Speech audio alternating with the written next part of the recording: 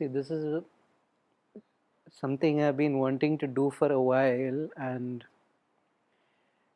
certain circumstances and certain things happened ever since this new government has come in. People are getting all hysterical and losing their marbles.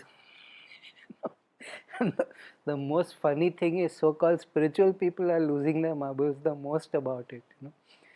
So I wanted to address this issue, and it's an ongoing issue. This is a talk that will always be valid. Basically, when you get into meditation, there is one thing that you should always be careful about, and that is, don't delude yourself. Rule number 1 of meditation is don't delude yourself. Rule number 2 is first learn rule number 1. The reason why I say that is, when you meditate, especially if you're combining meditation with Kriya like we are doing, and with a regular group meditation, very soon you start feeling the stirring of Shakti within you. You start feeling your consciousness become stronger, more powerful. You start feeling that your mind has become clear, it is gaining clarity, it is gaining insight, it is gaining wisdom. You find that the quality of your decisions go up. And in many cases, you start feeling that you are being guided. Now, I'm not going to say you're not guided, but usually it's just your good sense that is flowering, after many years of suppression. The problem is, many people cannot distinguish between things as it actually is, reality as it actually is, and your hopes, dreams, aspirations, desires. You start confusing what you would like to see with the truth. You start making predictions that what you would like to see happen will certainly come because I have been guided about it, I have an intuition about it, I have an instinct about it. This thought came up in meditation, therefore it is true. You should be very careful about the thoughts that come up in meditation. It takes a long time, lots of years of practice, 5-6 years of practice before you can say, I don't get misguided in my meditation. I recently put up a little poster that I had made that for a spiritual teacher, 2 things he should always be able to say. The first thing is, I don't know, and the second thing is, I was wrong. But most cases they can never say that because the admiration and the adulation that comes from the Shishyas. And when you can no longer say, I don't know and I was wrong, then you are derailed, no matter how awesome you are in other aspects. And the reason why I did that was because I just got into a real fight with somebody because that person had committed himself and his organization to the Aam Aadmi Party, and he was giving assurances from his stature as a spiritual teacher that the Aam Aadmi Party will sweep everything and they will really make a, and they were all dumping on me because I'm very open about the fact that I'm a BJP guy, always have been, always will be, not for any other reasons other than that at least they won't do anything anti-Hindu. That's the only reason. So me being me, when this happened, I basically held their feet to the fire and I had a nice time telling them, I told you so. you were wrong about this whole situation, and you misjudged this whole situation. And they were throwing horoscopes and they were throwing guidance and messages received, and it is my intuition and it is my instinct and it is the evolutionary consciousness. And it really saddened me because so many people, so many years of sadhana, so much sincerity, so much goodness, and they cannot distinguish between their personal desires and what is actually going on. And that stunned me. Now, I think I've just been very fortunate in that I have learnt always from real hard cases. Hard cases mean real hard ass people. They just wouldn't allow you to delude yourself in any way. Now, Garima and all those who have been doing meditation with me have seen that the minute people start getting into, I have had visions and I have had this and I have got this, I immediately shut it down. I immediately shut it down because most of the times those are all self-created. I do not encourage anybody to do past life regression also for the same reason, because these are all, it's the easiest thing in the world to create false memories. The scientific literature on that is awesome. You don't even need to lie. You can just by asking a series of very clever leading questions, you can create a memory of an incident that never happened in the person's mind. It's that easy. And given all the knowledge we have and given everything that's on Discovery Channel and National Geographic and History Channel, to create a memory of a past life is the easiest thing in the world. Also, when you are in a group environment like that, you very easily sync, you very easily start connecting with the dominant mind. And if the dominant mind of the person who is leading the session has a desire to see you as a reincarnation or Cleopatra or something, it's the easiest thing to do. So this really sort of flabbergasted me, because the whole bunch of sincere people, a whole bunch of people serious in their sadhana, and they are completely making asses of themselves. I wish there was a kinder way to say it, but the truth of the matter is they completely hitch their wagon to a hope. And I have no problem with that. I have absolutely no problem with a hope or a desire for a better political system or a better political this thing. I had my reasons why I did not support. I basically can't take somebody who does public darbars like he's some kind of Jahangiri Insaf thing. I cannot take that person as an adult.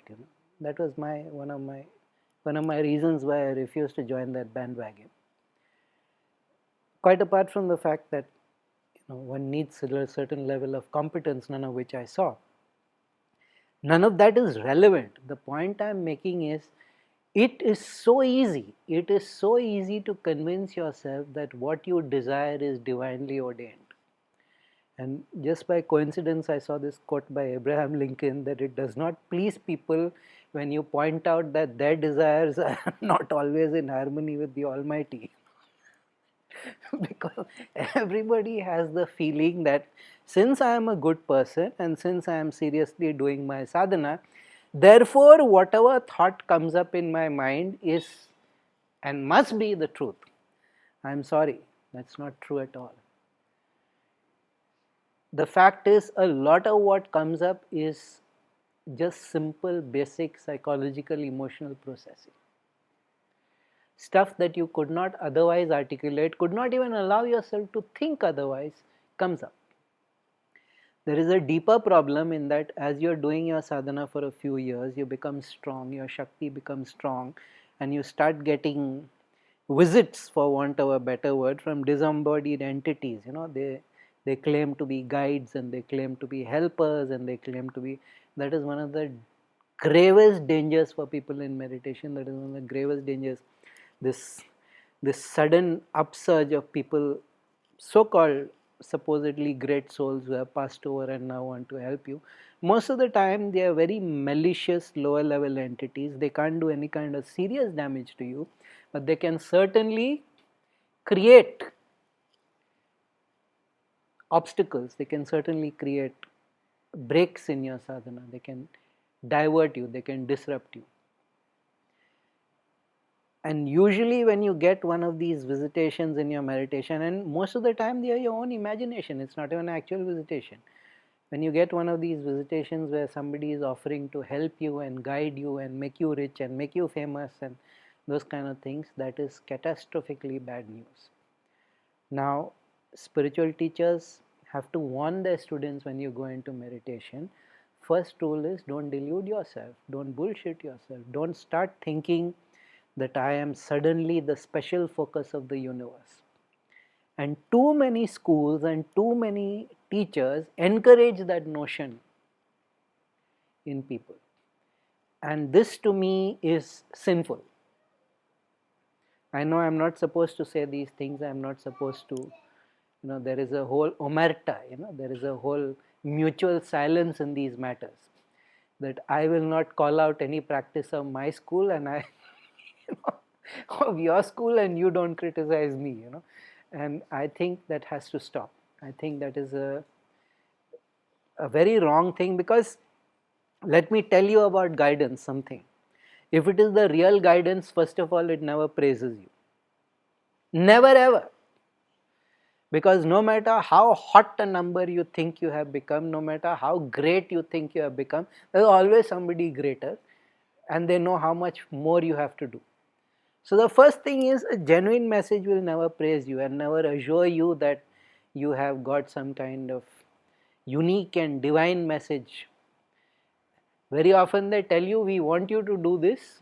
It would be good if you could do it. If you can't, we'll have to find somebody else. You are not irreplaceable and unique. That point is very, very, very clearly made multiple times. You are not irreplaceable and unique. Secondly, like I said, there is no praise, there is always work. This is what we need you to learn. This is what we need you to do. So it's not a pleasant or an easy thing when you start getting guidance, and if you have not been getting guidance, give thanks to God for small blessings, because when guidance happens, you cannot refuse. If you refuse what they tell you to do, then they say, okay, help stops. So it's a bad deal for those of us here. It's a bad deal because they are looking at the long term, and just because your life is used up and burnt up, they can't see that. They can only see the larger gains to consciousness. So it's really usually a bad deal for the people out here. I wouldn't recommend jumping with happiness because you've got guidance. It's like, oh God. But that is, of course, in an extreme case, and like I said, fortunately it takes 4-5 years of strong meditation before that comes. When you're just in meditation, do not confuse your actual state of consciousness and your actual state of energy with your desired state. I have been meditating now for 4 months, therefore I should be here.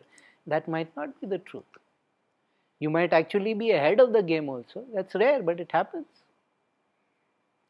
Just 2 days back, one of my students called up and said, when I started this course, the first few months, meditation was such a joy, such a pleasure, and now it's become completely barren and arid, and there is absolutely no pleasure in it. And I'm like, wonderful.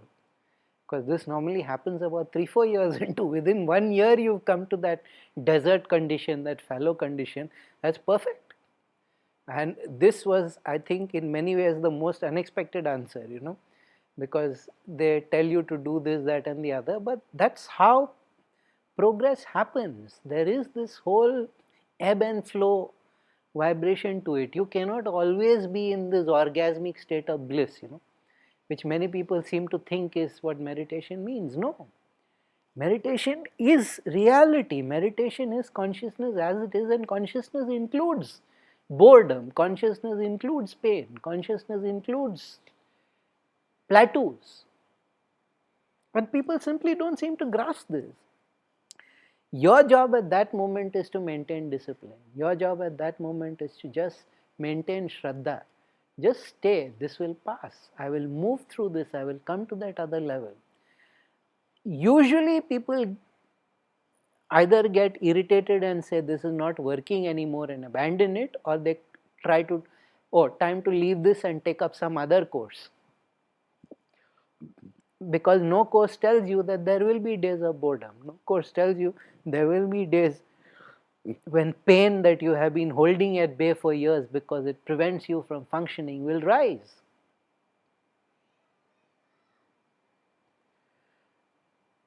And my question here is, why are these things done in this manner? Why is this false privileging of only the positive? Because that is not a balanced life. That is not an integral life. What I found so interesting about yoga was that yoga never shoots for perfection. Yoga always shoots for completion. The word is purna. Purnatva. And completion includes the negative sides. It includes the painful and the boring. But unless you are in the habit of what they call, it's a crude word but it's a very useful word, shit testing, you need to constantly check, is this what is actually going on? Is this objectively true, or is it just some projection on my part? Is it just something that I feel would be nice? Therefore, since I have been doing so many years of sadhana, I can take a big jump like Hanuman and say that yes, it has already come true. Not necessarily. And the worst part is those people who've read all the books, because now they know all the jargon. They know all the jargon and they can make a very convincing argument for whatever it is they are saying. But that argument doesn't work with experienced yogis, because we never go by what a person is saying. We always go by the person's energy level. The minute somebody comes into sight, we can immediately do a scan and we know what that person's energy is, and therefore we know आगे क्या कितना असलियत है. Is it just words, or are there words that have been experienced? I never speak about anything unless I have personally experienced it. If it's something I am unclear about, or I have had only a partial experience about it, I am very clear that this is what the authorities on the matter say. But I never say anything that I don't personally experience, that I don't personally know.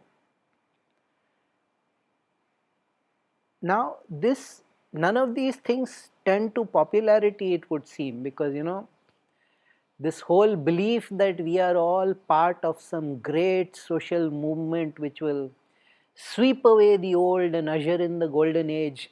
This is the oldest fantasy delusion of people. Now there is another nonsense going around. In December 2014, we will all ascend. It's called the ascension. You will all vibrate and become pure light.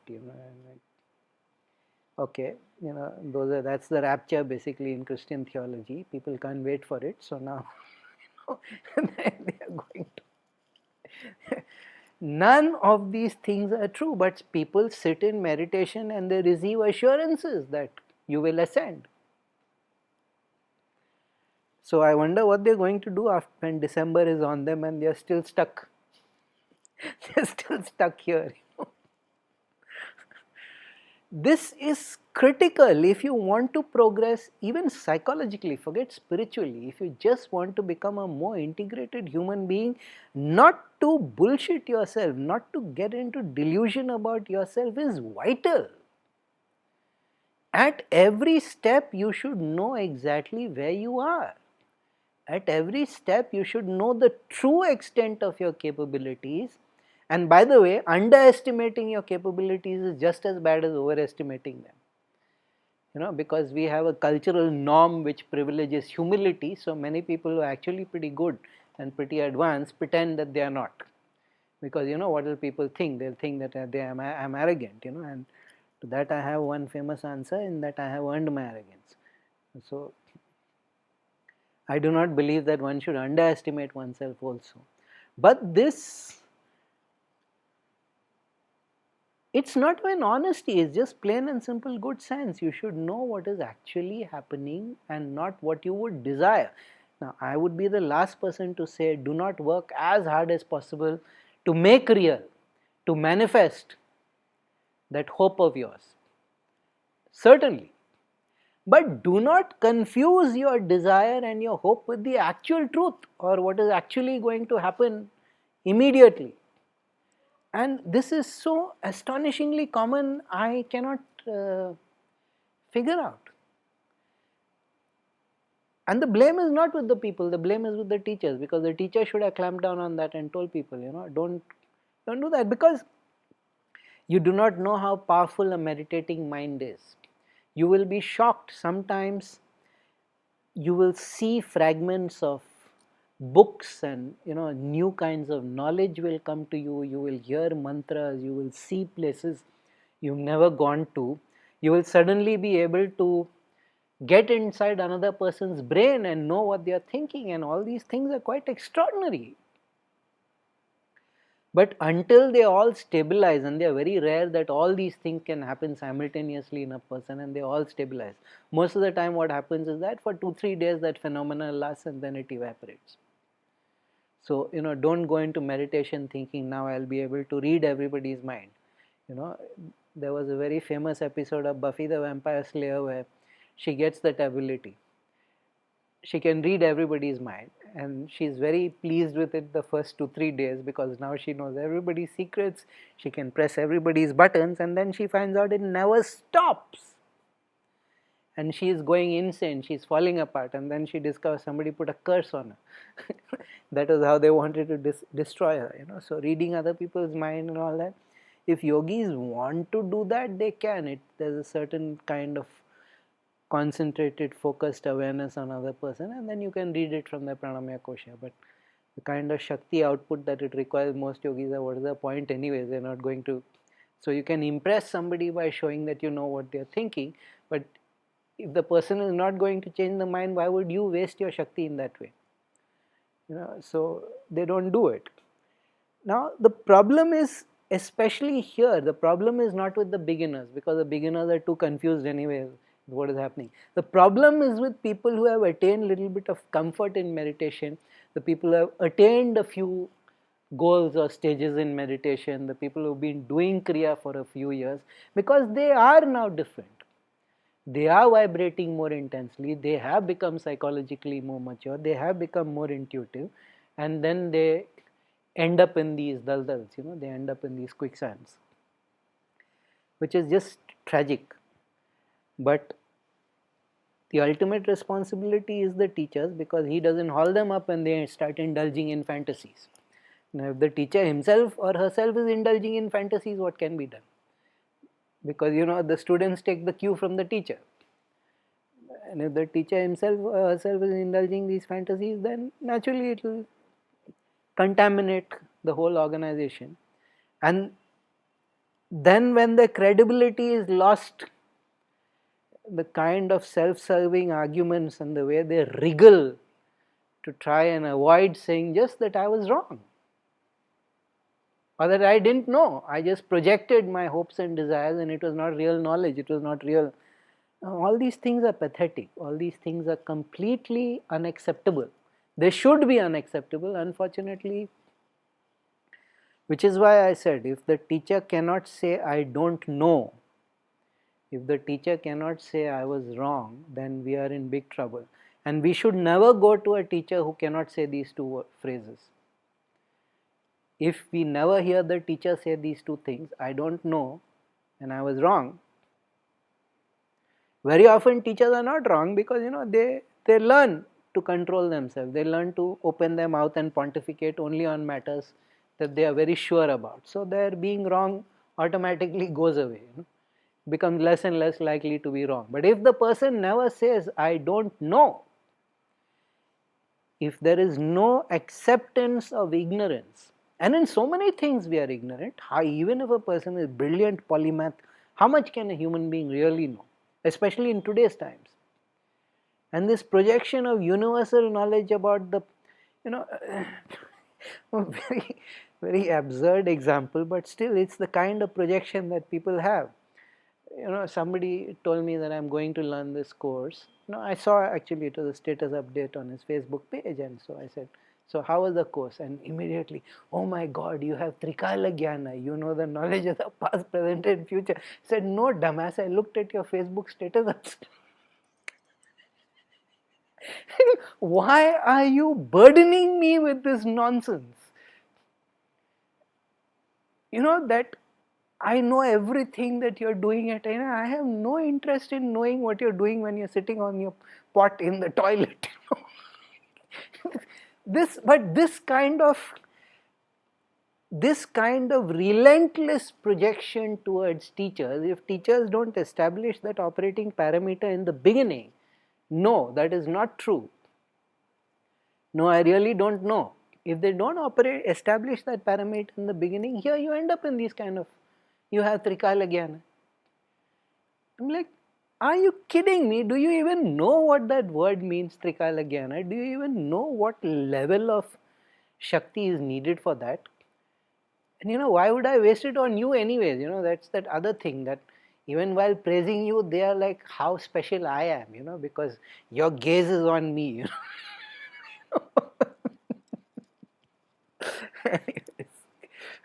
So yeah, first rule of yoga, first do not delude yourself. In medicine they tell you, no, first do no harm. It's the Hippocratic oath. That's the first thing. First, do no harm. In yoga, the first rule is don't delude yourself.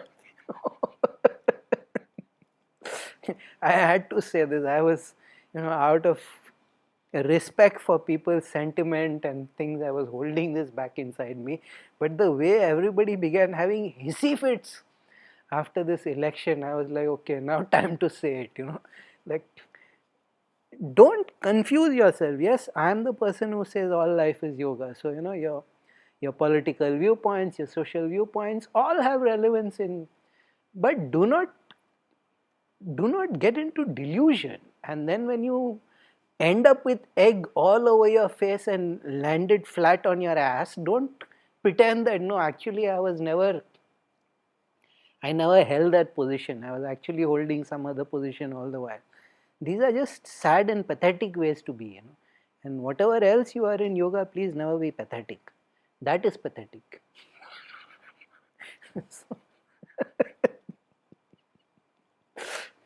Sarvam Shamyam.